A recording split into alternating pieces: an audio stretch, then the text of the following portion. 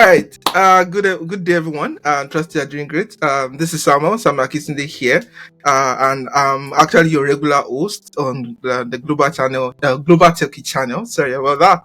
Yeah, so I'm actually super excited today, right? Because we have someone that I respect so much in the field of tech, and someone I've had like quite a number of conversations with in tech, right? And we've actually had, I think, one-on-one conversation, group conversations, and there's world of experience basically to learn from this particular episode, right? And what exactly are we doing today? We're going to be learning from someone that has built digital products. Let me say about 3 digital products right now, right? Some have failed, some have actually succeeded and actually have been acquired, right? So I'm sure that we're going to have a whole lot of things to learn. So if you are here and you are also looking forward to maybe building a product in a particular way, maybe in Africa or outside Africa, one day there is a whole lot of things for you to learn actually. So today I have someone, like I said, that I expect so much, right? I call him Kwame, right? And he's actually a Ghanaian as well, right? But let me say he's not a Ghanaian actually. He's a Ghanaian by maybe nationality, right? But he lives a lot in Nigeria, and I would say he's also a Nigerian as well. So we have today with us, we have Kwame Yeboah.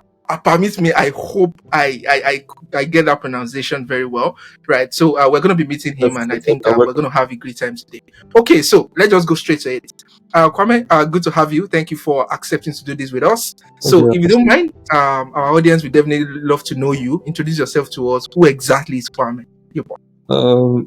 Sure, thanks, Samuel, and thanks to your audience for having me. I am Kwame Yeboah, and who exactly is Kwame Yeboah? I would say, in the professional sense, I build or design software products. On a personal level, I have multivariate interests, but generally, what exactly I have done over the past few years that's relevant to what your audience would be looking for is, I guess, in the past decade, I have played around building a few startups here and there, failed a few, like Samuel already mentioned, and learned a few lessons or picked up a few lessons along the way. Still learning every day, right? So, generally, in short, that's me. I don't like to give myself titles, but like generally, I do random stuff all the way from product design down to product management to sometimes writing code. So I flow along these lines. Awesome. I think I can call you like a rounded product person, right? You design, you manage, and then you also code. Yep. Basically.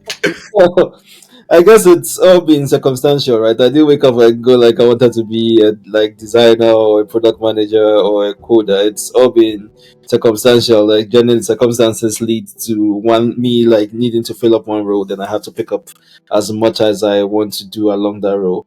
Because what has helped me along the line is I think learning a few tools, right? Like for instance, in the design space, Yeah. learning to draw, picking up Photoshop very early on helped me be able to like jump onto other tools that like will help you achieve the given goal that you want to achieve for your products. So mainly that's it. Wow. Wow. Thank you very much. Great to have you once again here. I think I'll just start with this question. How many products have you built so far? Can you just like maybe give us the number, basically?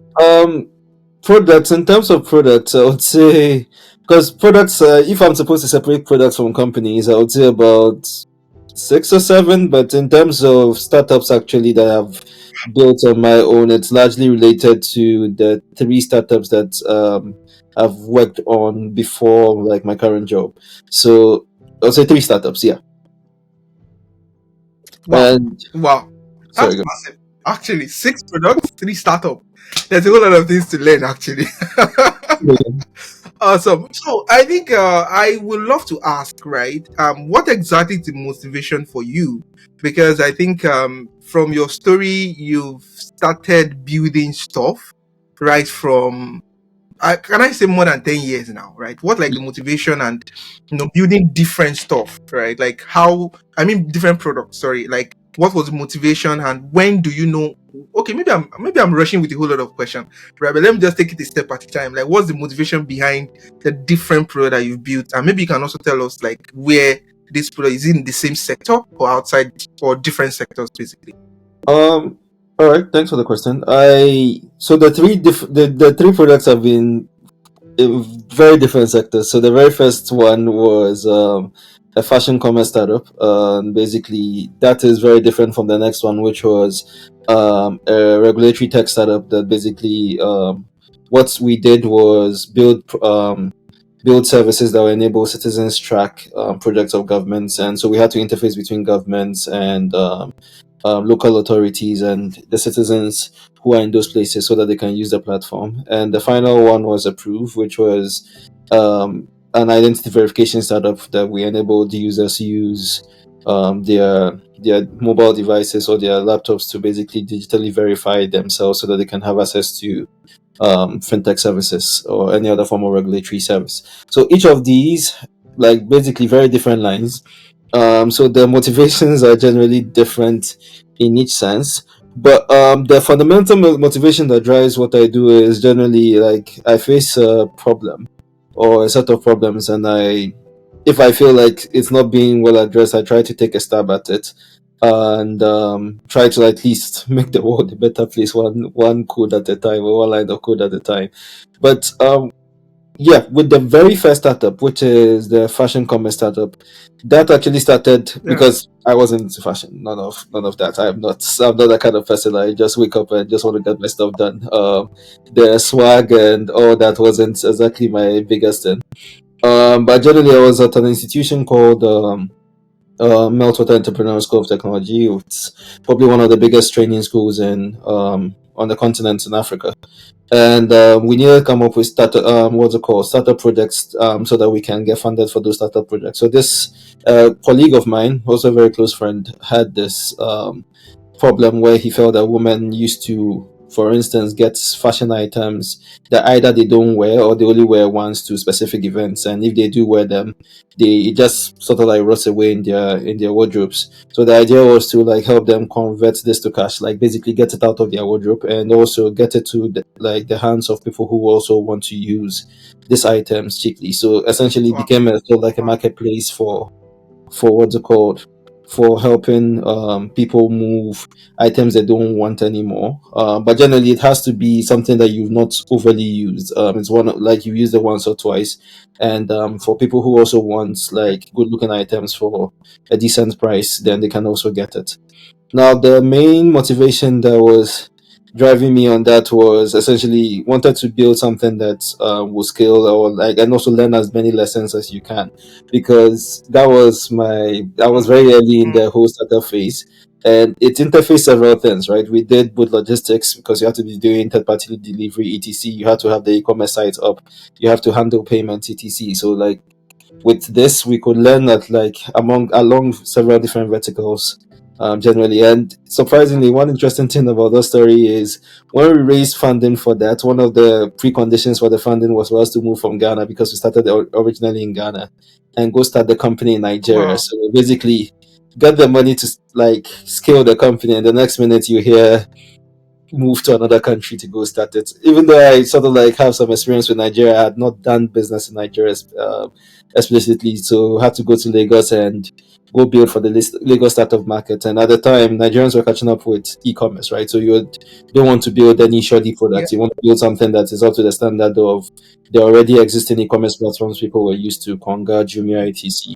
So, yep, that was the main motivation for that. And actually, that experience is what motivated the last startup I worked on, which is Approve, the ID verification startup. Wow. Because when I got to Nigeria, opening a bank account was Okay. hell. And it's funny, Mm. right? So what year was that? What year was This was in 2016. I moved to Nigeria in 2016. We had Wow. started the startup earlier, somewhere in 2015. Okay. Like that's when I say Okay. startup, that's when we officially incorporated. But we had been working on that project, I think somewhere in 2014. Okay. So basically, in 2016, like basically we moved to Nigeria, so we had to now incorporate a company, get bank accounts, like do all the formal things. And getting a bank account was super hard because I'm Ghanaian, Wow. and you go to each bank and they'll be like, first get a BVN. To get a BVN, you need to find the documents, some documents of residency. You go get a residency permit because they couldn't verify my passport, right? Like they don't have any Mm. data to connect That's to. true. So you start That's having true. So it took me, I think, 2 months, and that was after a few calls from people like, for example, like I have family in Nigeria who had to call people who know people who know people before the accounts actually finally got opened. And I'm like, nah, this is not a fancy experience, right? Because if a Nigerian is also coming to Ghana, they will Yeah. face a similar issue. If you're a Ghanaian or a Nigerian is going to Uganda or South Africa or any part of the world, they will generally start facing this kind of issues because they can't easily verify their identities. And so that was something that like became a problem that I immediately had a realization that nah, this is actually not cool. So when I met with one of my former colleagues and also my co-founder who was also working on a similar project, we're like, nah, let's build this. Yeah. So generally the motivations hang around like what's the circumstances presenting and generally jump on it and try to solve it. And sometimes you start solving this problem, you go in deep and you realize that, man, maybe I should have thought of it. I should have slowed down before I jumped into it. Oh, But it's all good. wow, thank you very much for sharing that. Right, I just wanted to ask. So, did you leave because from your story now, right? The business that you started in Ghana actually moved you to Nigeria in 2016, right? Yep. After raising some funds and everything. So, did you leave the business to start your last startup, which is Approve, or how did you like manage it? Because I think a whole lot of people know more about Approve, right? So, Yep. maybe you just want to tell us something about that. So the like basically when I left the very first one that was once announced, that's the fashion startup. Like basically you wear the clothes once and it goes out the next time. So we used to Yeah, call it the name of the yeah. startup was once and out. When I left, I basically left at a point where there was a time where like we're not seeing eye to eye with the investors. So at the point I basically just took the decision that this is not working because the challenges of the market at that time versus the returns, because e-commerce and anything that has to do with logistics in the software business is super hard, right? Mm, And putting in the railings, and one of the challenges we do have in our markets is the fact that the railings for logistics is not well placed, right? So, for instance, you stay in the yeah, UK, so you know very well that like you can basically just rely on like Royal Mail to do deliveries for you, yeah, right? yeah, But yeah. in Nigeria, you can't exactly rely on, for instance, Nipos doesn't have the infrastructure for like the returns etc for it to be smooth. I can't really tell now, but back then it's like these Yeah. things were now coming up, but the railings for like doing these things were non-existent. We were trying to push against it, and we're also dealing with currency issues because we used to sometimes get donations that we would sell, and like we used to import some of these things, so you have to deal with currency devaluations etc. And at the point when our investors were being frustrated because they didn't understand the market. And one of the challenges with raising funds, and one thing I've learned is if you're raising funds, raise funds from people who understand your context and your market, or like someone in that Mm, particular like organization understands your market, because they will want you to implement mm, um what's it called, or your investors will be pushing you to move and implement in ways that have been implemented, let's say in the US or in markets that like have been developed already, yeah. but they tend to not understand or realize that the markets behave differently, right? So how like deliveries, so for instance, work in the US, or how like generally buyer behavior works, it's very different from how it works in our Mm, part. And that was, I guess, one of the first lessons we learned. So we encountered several frustrations, and at one just decided oh, that this is not going to work, because we're burning more money than we were getting, and that wasn't even their problem. Right, the problem was you have demand, but supply was the problem. Like, and we had a supply problem, we have an investor problem. I was like, nah, I just took the decision that like let me move on. So I went like basically took a year of schooling off, then came back and started the proof. wow, wow, wow. Thank you very much for sharing that with us. Wow. This is actually a whole lot of things taken at the same time. I'm sure that I'm still going to go over this video again and again to actually learn a whole lot of things. Right. So I would love to ask you again. Yeah. You've built startups, right? I would say that maybe startup that you have to leave or that failed, right? And you also build startup that actually succeed. And Approve is actually a testament of that. So I wanted to ask you, what distinguished from your own experience, what do you think distinguishes successful startups from those that fail? Maybe Uh, based on what we have in the market now, talking about digital products. For me, I would say first, and that's I guess what most people say is the people you work with, your co-founders Okay. and your very first set of employees, super critical. Like generally, um, if you're working with people who don't, so let me distinguish. Like you have to have really good co-founders who you guys are all working towards the same goals. Because from my personal experience, Mm, from the experiences I've seen from colleagues who I know also started startups, the founding team is super critical. If you guys stop seeing eye mm, to eye, or like basically you guys have different ideas and different directions, and you all don't like decide that you want to go in one direction, there's going to be a problem mm, because generally startups are very hard mm, initially. Now, the second is basically your investment team, advisory team. It's super critical. So mm. basically, the product and the idea is one bit, but the main thing is the human beings that you work with. Now, if you now have awesome people you work with, you guys are all aligned on what guys want to build. Then the next thing that basically would help you be successful or not be successful is actual demand, whether your product is something people want and whether you have the Yeah. capacity to meet that demand. So there are like the ideas that are not bad ideas, but and there's actually demand, but you meeting that demand is also a problem. And with the fashion startup, that's when I realized that you have customers, people who actually want to buy the stuff. But now, if you have a supply Yes. problem, it becomes hard. So, to give an abstract example, for instance, if you have come from a place with an electricity issue, right, the demand for 24-hour electricity is there. People will want to use 24-hour electricity, right? But how do you meet that supply? Right? So, um, usually we try to look for ideas where we'll get people to have demand, but also, like, I guess from my experience, one thing I realized is demand is one aspect of it, but being able to meet the supply is generally another challenge that distinguishes between what a successful startup will be and what a successful startup wouldn't be. Um, and generally, I think the last bit is just plain luck and timing. If you get into something at just the right time, like nobody Okay. generally wants to admit this, but you might start something it's like a few years too early or a few years too late. For instance, with Approve, the Mm, reason why we can say, oh yeah, we like achieved an exit event, so some level of success is the fact that at the time we started Approve, that's 2018, 2019, when we like were still getting on like building the product and pitching it. We got lucky, right? 2020 okay. happened, everybody needed to be at home, so it was easy to tell a bank or a fintech that you need to onboard people digitally, right? And they need to take KYC. Yeah. Previously, if you're trying to sell this to the bank, they take their time because people still come to the bank branches. But 2020 happened, what's it called? All the chaos of COVID, and it meant that people actually now needed to be able to transact remotely.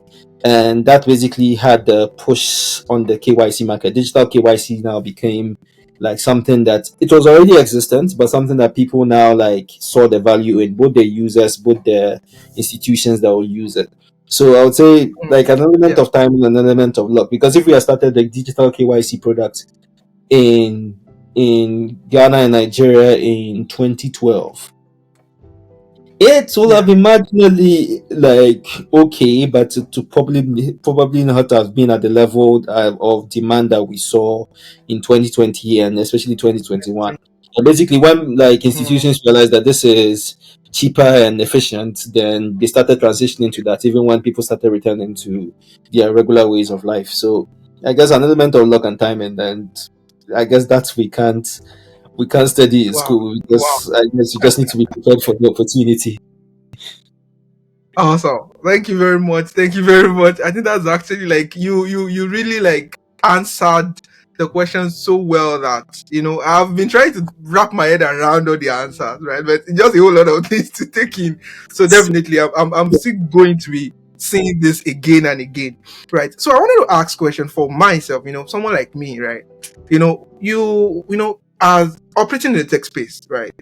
Mhm. Very early on in career, right? And looking forward to also building products that stand the test of time, right? So, what are you going to advise, right, for someone like me that is just starting up, or I'm just interested in tech, but I have this passion of building stuff, right? Like, oh, I know that I have the capacity to be, or I can identify opportunities, right? So, what exactly is going to be your advice, right? From the fact of, okay, what exactly should I be doing now? Then, when is the right time to start? Is it into 5 years into your tech career, 10 years into your tech career? You know, anything that would just help someone like me who happens to be like, oh, very early in career and want to also build a digital product that stand the test of that and that also solve core human problem in maybe any sector or any country as well, continent. Sure.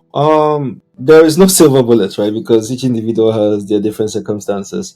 But in terms Yeah. of what you need to do now, I guess there's no waiting, right? If you feel there's something that you see, even if you don't want to build it as a business, just basically try build it out if you can build it.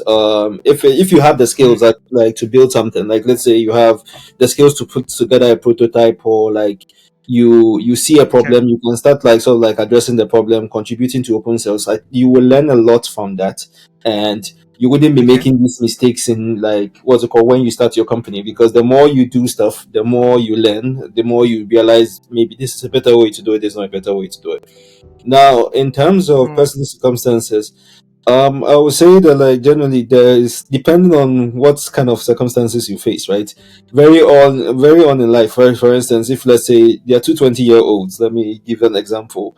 One has to fend for okay. family, another doesn't have to fend for family, right? The person who has to fend for family also has the thought of like having to, he can't just go and start doing startup and carrying laptops around for 6 months and Mm, not figure out a way to be sending back money home, right? So like basically it's always a balance, but generally always like try to like see your circumstance and see what best works for you then. But always try to build something, even if you have a full-time 9 to 5 job and you have to like basically you have mm, responsibilities. You still have like if you're really passionate about it, you like basically okay. just build stuff and meet people. That's because there's a lot of things out there that officially, especially one of the things that makes Africa a beautiful place to start a business is a lot of opportunity is opaque. You don't actually know that, oh, like this Yeah. is possible or you can achieve this, because generally it's not written anywhere or on any websites, right? The only way Yeah. you can know is there's still this social thing that you need to like, so like have social networks, social connections. So I've seen Mm, situations where, for instance, you've been trying to like meet people from an institution and you've been sending emails and nobody will give two mm, cents about mm, your emails, but you meet somebody who knows somebody and you can basically mm, get access into it. It's not an ideal world, but that's the kind of world that we do have. So like basically building up some social capital is also necessary, like basically mm, meeting people and being able to offer value. But in the end, any business is trying to offer value for something that their clients wouldn't do want to do themselves, right? So generally, yeah. like being able to identify that value and spending some time on it, because there is the only magic trick that I've actually seen is people actually spending time on their problems, like the problems that people like they intend to solve, right? um I was in an institution where we all like chasing a fixed money pot, and at the time as entrepreneurs in training, we basically were iterating through products as quickly as we can. And one thing I Wow. realized is the products that stand out, the product that immediately you can feel the value, were the products that Mm, the founders have spent some time on. So there's that thing where mm, spend some time. Like it's not a 9 to 5 job. Building value is not 9 to 5. Building value yeah. is you're gonna spend the time, and there is no magic to that. So spend the time, meet people, and or like basically take a look at your like what's it called personal circumstances and try to work around that. That's basically going to be my advice. Wow. Wow. Thank you very much. Yeah, let me just add something to that, right? What if you are afraid to fail?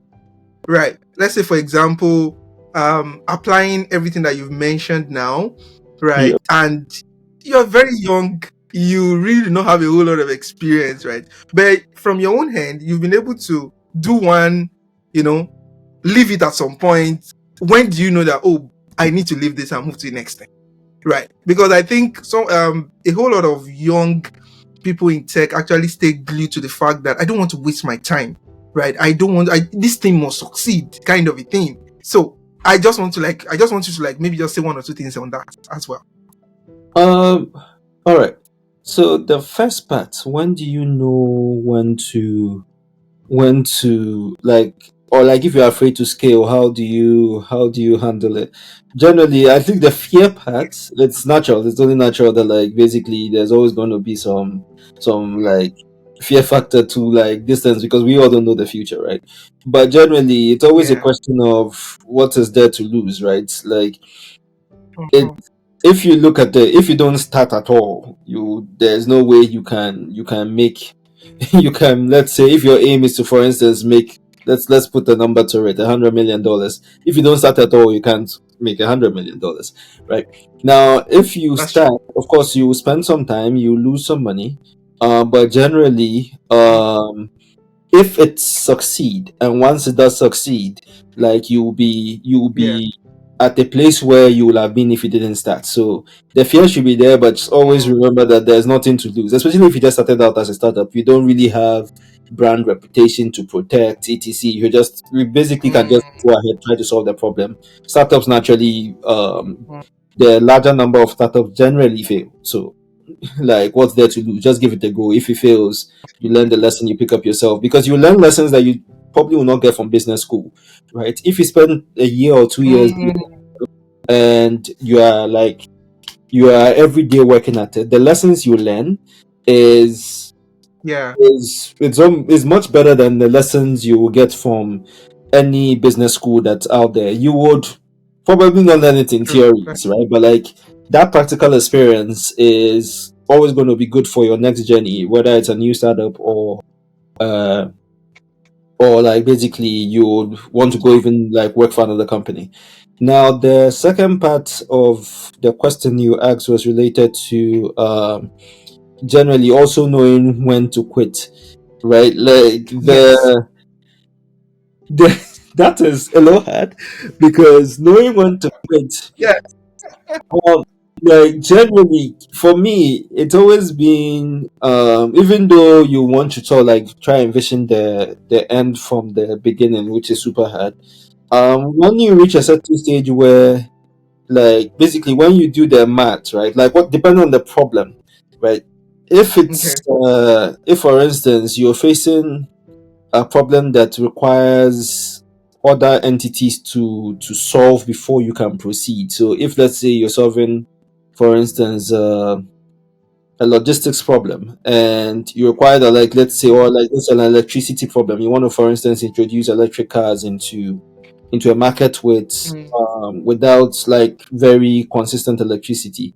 There's an electricity problem. If you have to wait yeah. for the government to solve the electricity problem, and you realize that then that market is not a market you should spend time in, because Mm, if you have a lot of mm, externalities that will affect your success, almost every business does, and you can't really yeah. control the externality, then you should probably Yeah. start, like, having a critical conversation with yourself on, is this something I should keep breaking my head for, or is this something we should pivot slightly? So you might not need to change, you leave entirely, you can slightly pivot. That's, I guess, my first thing. If you start Mm, having a lot of people problems with the people you are building the stuff with, I guess that is at the point where you have to start realizing that you probably need to go do something else, or figure out a different way, or do it with different set of people in that sense. mm, So that's, I guess, the second thing. The third thing will be, I think, a bit of it is gut feeling, right? Usually we get yeah. too attached. It's a thing with entrepreneurs, right? You get too attached with what you're building, that's almost like your baby. Why would you leave your baby, right? And you never That's true. know. That's Like, you see a lot of these memes and graphics that says, "Oh, you were almost at the end, and the diamond was right there, and you sort of like turned around." yeah.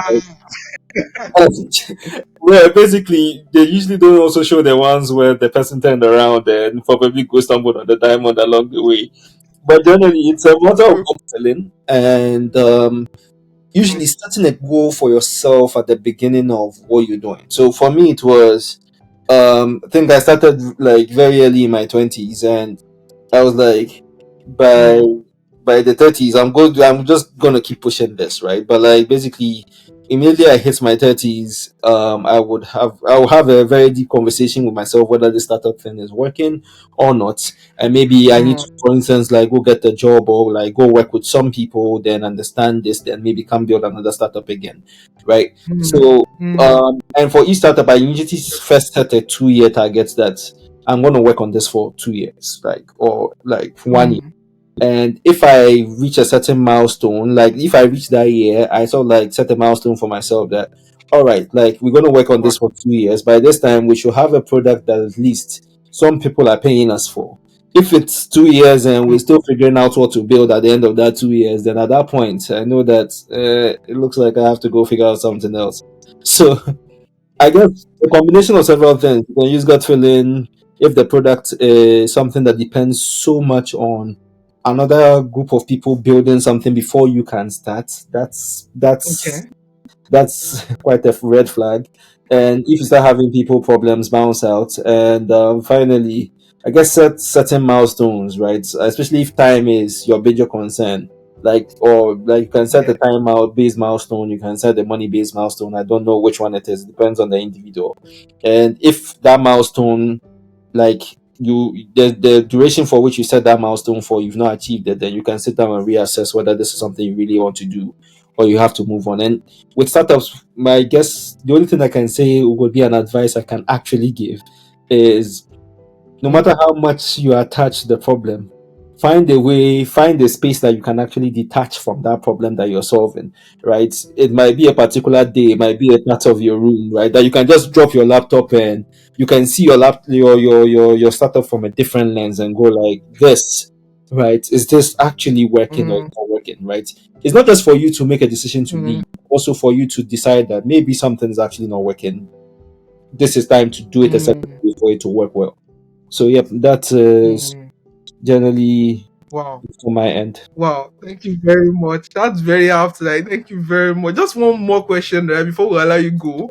Right. I know we've spent more than the time that we allocated for this, but it's very important I ask this question All right, sure. because you've talked about it before when when we're having a chat as regards the kind of product that we should be building right now, right? Most of the products that is being built in Africa, kind of a thing, right, are not really something that we can export to developed countries, kind of a thing, right? So I just wanted you to share your thought on that as regards what the Yeah, mindset should be for entrepreneurs at this point. that's a controversial point to have, though. But generally, I've always believed that we need to build products that, um, sort of like like solve our immediate problems. So not necessarily just the fact that we should be able to like build products that we can export to like to the world, but like products that will address our core problems.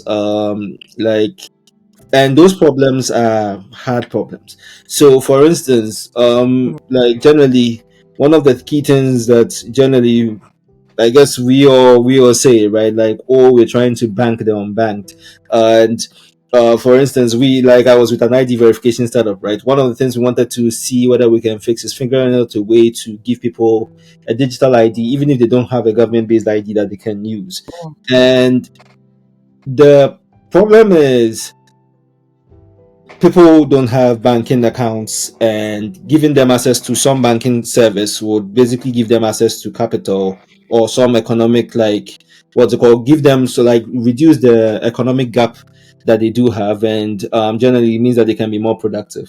But now we, for instance, we start building on top of existing banking, traditional banking infrastructure, and all we're just doing is making the traditional banking infrastructure slightly more convenient. So we are banking the banked with fintech startups, or for instance, we are like with my ID verification startup, right?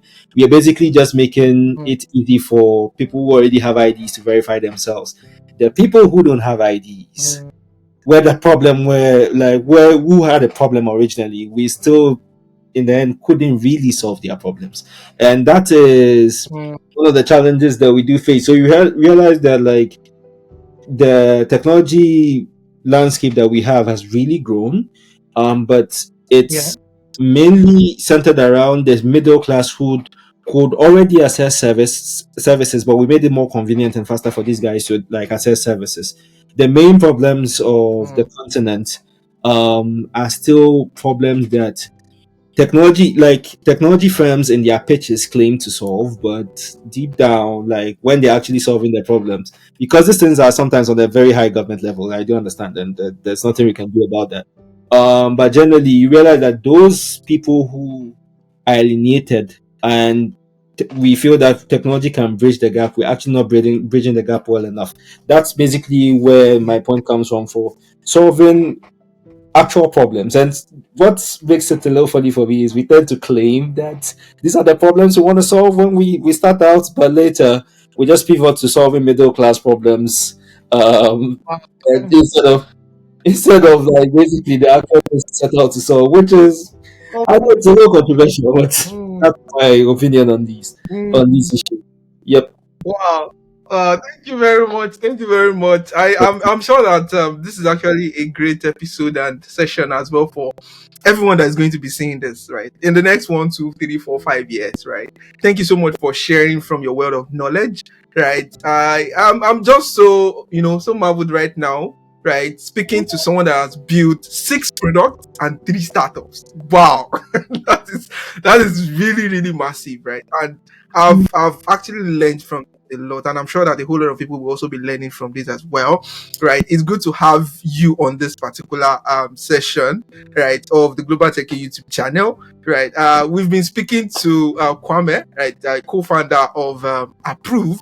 Right, Approve is a KYC verification company that got acquired by Smile ID, right? And the company actually proved a whole lot of success, right? So you've been speaking with Kwame, and Kwame has been telling us about the story and also the things that we need to do, the mindset that we need to have as entrepreneurs, right? Thank you very much once again, Kwame. We really appreciate your time. And at Thank this point, in case you have any question, please do not forget to drop it in the comment section. Then definitely we're going to be taking it up there, or probably as well you have anything or any related material to these as well. We're also going to be dropping it in the description as well down there. Do not forget to subscribe and also turn on your notification just to ensure that you stay glued, right, to content that we're going to be releasing on a monthly basis here on GlobalTechie YouTube channel. Thank you very much once again, and please see you during the next episode. My name remains Samuel Akitunde. Bye for now. Bye, everyone.